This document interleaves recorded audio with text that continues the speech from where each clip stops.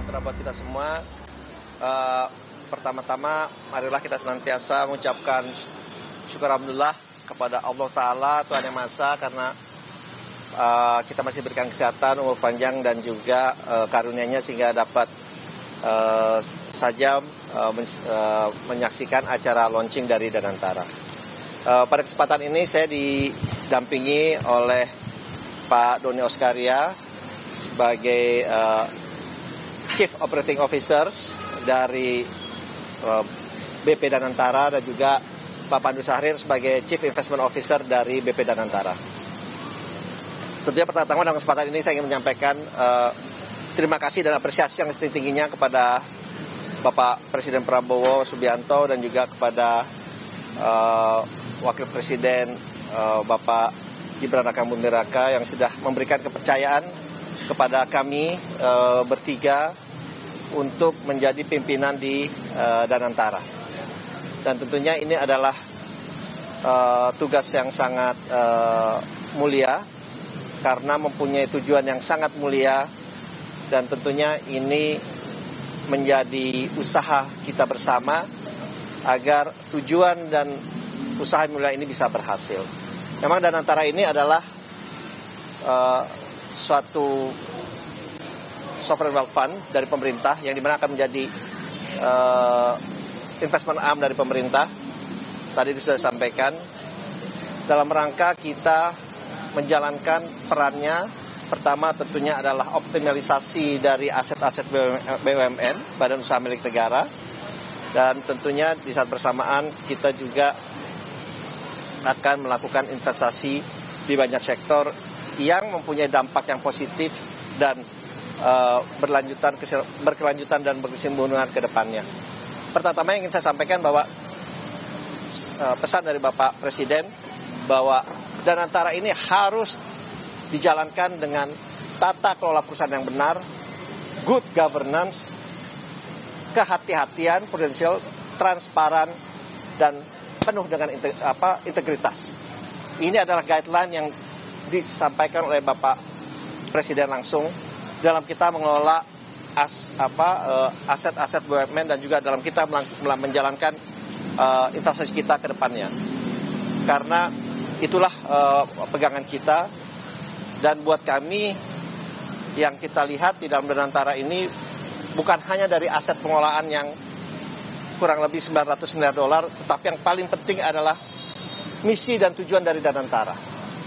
Itu yang jauh lebih penting karena misinya sudah jelas, bagaimana tadi sampaikan bahwa Danantara ini bisa menjadi instrumen pemerintah dalam rangka meningkatkan dan juga mempercepat pertumbuhan perekonomian Indonesia yang berkelanjutan, yang berkesinambungan, dan juga yang inklusif. Itu yang pertama. Dan tentunya misi ini disampaikan bahwa ini harus mempunyai dampak yang besar, yang positif, tidak hanya kepada kami yang ada di Danantara dan juga kepada pemangku stakeholders lainnya, tapi yang paling penting adalah untuk kepentingan rakyat Indonesia sesuai dengan amanat yang berada dalam pasal 33 yang tadi disampaikan oleh Bapak Presiden. Itu adalah pegangan kami. Dan kami meyakini tujuan yang sangat baik ini, yang sangat mulia ini, dan ini adalah suatu breakthrough, suatu inisiasi yang dilakukan oleh Bapak Presiden dalam rangka kita meningkatkan investasi, dan yang paling penting adalah dengan sampaikan beliau bagaimana kita bisa meningkatkan penciptaan lapangan pekerjaan yang berkualitas. Itu yang paling penting. Karena itu adalah satu tantangan kita. Jadi oleh sebab itu kita akan melakukan ini dengan kembali lagi dengan transparan, good governance, ya, tata kelola perusahaan yang baik, dengan integritas, dan juga dengan prudent, dengan sangat kehati-hatian. Dan tentunya ini akan melibatkan, karena ini adalah milik rakyat Indonesia, ini tentunya akan melibatkan dan harus berdampak juga kepada memberikan asas manfaat yang besar kepada seluruh rakyat Indonesia. dan tadi disampaikan oleh Bapak Presiden, dan ini adalah aset yang kita harus jaga, yang harus kita kembangkan sehingga dapat dirasakan juga oleh anak cucu kita ke depannya. Oleh sebab itu kita dalam kesempatan ini juga mohon kiranya mendapatkan juga masukan, inputan dari semua teman-teman media, karena ini adalah inisiatif yang baru lahir, ya tentunya dalam perjalanannya perlu ada penyempurnaan. Kita sangat terbuka karena di saat bersamaan kita ini mungkin karena Danantara inilah milik semua bangsa Indonesia, yang ikut mengawasi kita juga yang sangat-sangat banyak gitu ya. Kita nanti mungkin disampaikan oleh Pak Doni maupun Pak Pandu bahwa kita mempunyai struktur organisasi yang berlapis. Selain ada Dewan Pengawas, ada Dewan Penasehat, ada Oversight Committee juga, pemantau, ada Komite Audit, Komite Investasi, Komite Ethical, dan masih ada lagi untuk memastikan bahwa kita menjalankan perusahaan ini dengan baik dan benar, ya. Dan kami sangat meyakini dengan niat yang baik, dengan kerja yang baik, insya Allah ini akan memberikan dampak yang sangat besar kepada seluruh rakyat Indonesia dengan kehadiran Danantara, sehingga Indonesia bisa mencapai bisa mempercepat pertumbuhan ekonomi mencapai 8% yang dicanangkan oleh pemerintah, dan kita menjadi negara dengan pendapatan high income country di tahun-tahun berikutnya. Mungkin awalnya dari saya seperti itu dulu. Terima kasih. Pak, izin pertanyaan Pak. Izin Pak Rio dan CNN ada dua Pak. Yang pertama soal pengumuman struktur di Danantara itu kapan akan dilakukan, dan mungkin soal siapa-siapanya Pak. Yang kedua tadi Presiden di dalam juga sempat mengingatkan secara keras soal audit, pentingnya audit Pak. Nah ini nanti turunannya akan seperti apa? Apakah mungkin bisa dilakukan audit secara berkala begitu, dibuka kepada siapa saja dan bagaimana? Ya, pesan Bapak Presiden memang untuk memastikan bahwa tim yang dipilih adalah benar-benar tim yang harus profesional dan memang kompeten di bidangnya. Oleh sebab itu kami pun dalam menyusun tim kami ini dibantu oleh tim independen internasional dan juga nasional yang akan menyeleksi. Jadi mereka akan menyeleksi untuk pembentukan tim kami di segala level. Kemudian tentunya dengan bersama-sama dengan kami, tapi kita ingin benar-benar tim yang kompeten, yang sesuai dengan bidangnya, dan tentunya mempunyai visi yang sama dengan kami untuk kemakmuran Indonesia. Jadi itu yang kita akan bentuk bersama-sama. Ini proses sudah kita akan mulai sekarang, kita akan mulai, dan memang kita ingin memastikan orang-orang terbaik nanti yang ada, yang bisa menempati posisi-posisi, karena ini adalah suatu amanah yang sangat besar yang kita tidak bisa main-main dalam atau mengambil risiko dalam menjalankan di usaha ini.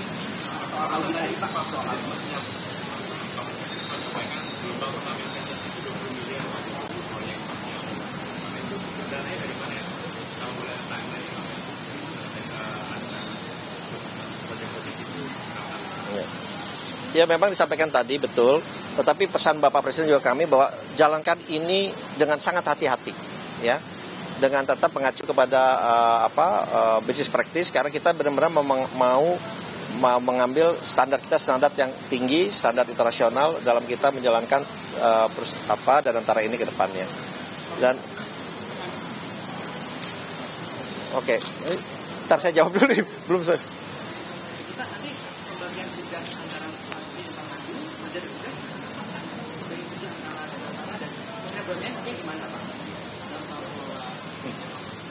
Ya tadi saya sudah sampaikan CEO-nya Pak Doni Oskaria, CEO-nya yang bertanggung jawab pada investasi adalah Pak Pandu. Ini sesuai dengan bidang masing-masing, dan saya adalah grup CEO-nya ya. Kemudian perannya dengan BUMN kita sebetulnya sangat erat dalam hal ini, karena memang 99% kepemilikan ada di Danantara, tapi 1% kepemilikan saham seri A atau saham merah putih itu ada di Kementerian BUMN. Jadi tentunya kita akan selalu merencanakan ini bersama-sama dan baik itu dalam rencana jangka pendek, menengah atau panjang, sehingga peran kami bersama-sama BUMN ini untuk memastikan supaya perjalanan dari Danantara yang baru kita mulai ini akan menjadi lebih baik dan lebih meningkat, karena kan Kementerian BUMN selama ini yang memang menghandle BUMN, jadi mereka pasti sudah mengetahui lebih banyak mengenai BUMN. Jadi kita akan berkolaborasi bersama, terutama dalam hal peningkatan optimalisasi dari BUMN itu sendiri. Kenapa? Oh, ini mungkin menurut saya ini Danantara adalah suatu badan yang paling banyak diawasi. Ini paling banyak diawasi, ya. Karena nanti semua terlibat, ya, baik dari, karena ini kita adalah lapor langsung ke Bapak Presiden, itu sudah ada yang tidak ada yang paling lebih tinggi lagi, pelaporannya pertanggungjawaban ke Bapak Presiden, dan Bapak Presiden otomatis akan dibantu oleh seluruh perangkatnya untuk memastikan kita bisa berjalan dengan baik. Dan ini saya meyakini juga akan melibatkan semua pihak dan seluruh perangkatnya, gitu. Untuk kita baik itu diawasi, dicek secara reguler, kemudian juga dan tentunya kita di saat bersamaan juga pesan Bapak Presiden bahwa kita ini selalu harus tidak terbuka, dan kita sih terbuka gitu ya, karena ya kembali lagi saya bilang kepada sahabat-sahabat saya di sini, ini adalah tanggung jawab yang besar, dan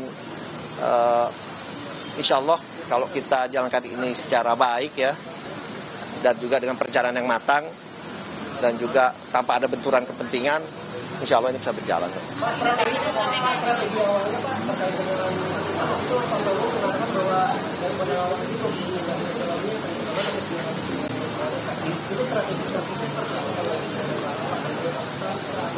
Ya, mungkin perlu saya luruskan, ya, ini dari total aset dari BUMN yang masuk ke dalam Danantara ini, nilai total asetnya adalah $900 miliar, ya.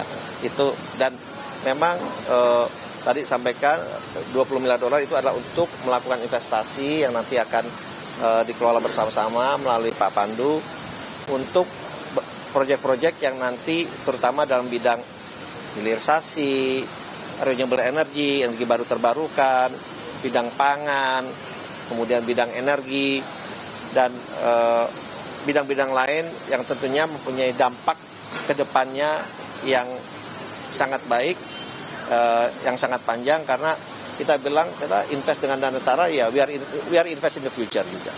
Jadi itu pegangan kita. Jadi $900 miliar itu adalah aset yang kita combine aset dari semua BUMN yang ada di Indonesia.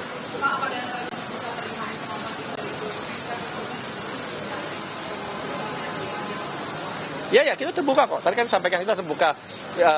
Justru dengan adanya dana yang kita miliki, justru itu akan memberikan keyakinan dan juga kepastian untuk para investor juga masuk ke Indonesia. Karena kenapa?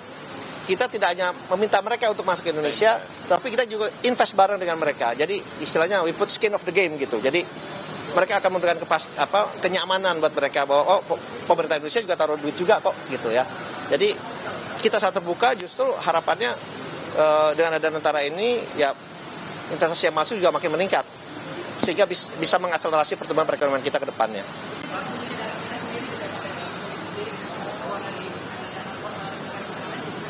Kita open untuk bersama dengan mereka. Identitas tersendiri. Terima kasih.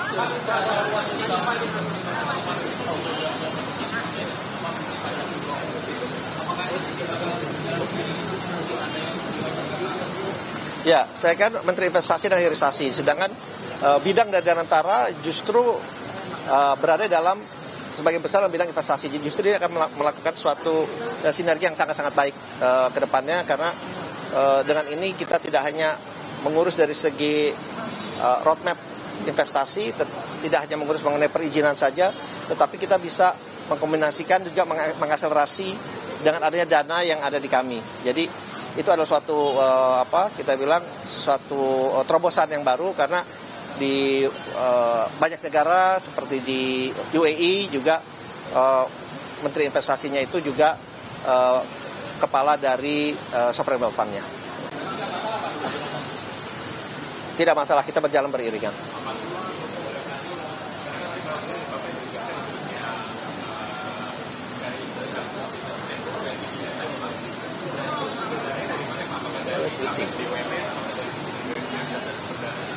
Jadi kalau sumber dana kan tadi adalah setoran modal dan juga bakal nanti dari dividen dari badan usaha yang masuk nanti di bawah Danantara.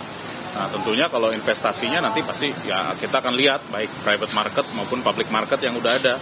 Jadi itu mungkin tugas utamanya kita ya 1 tahun ke depan, dan jangan lupa tugas investasi itu juga untuk menjadi agent.